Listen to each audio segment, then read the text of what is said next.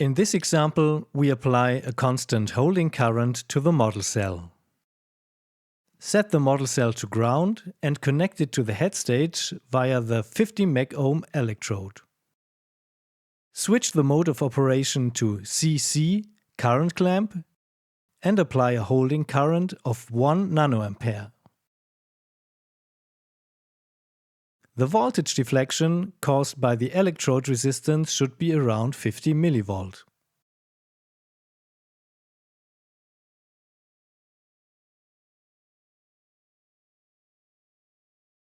To apply a test pulse, we set the holding current back to 0 and switch the stimulus input to on. The software generates a test pulse of 1 nanoampere with a duration of 100 milliseconds. We see a voltage pulse of 50 mV caused by the 50 megohm electrode in the model cell.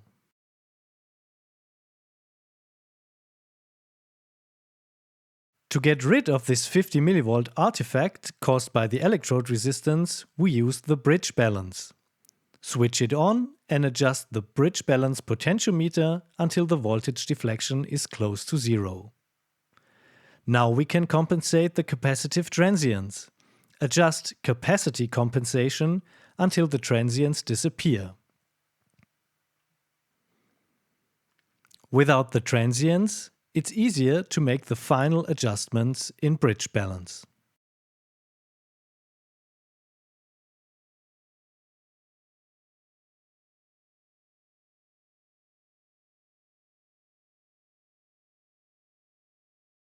Now we switch the model cell to cell 2 with 200 megohm.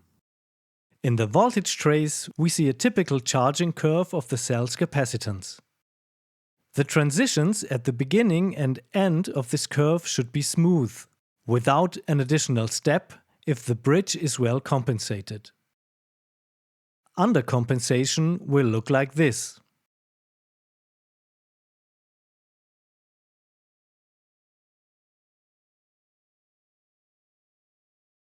And overcompensation will show a step in the opposite direction.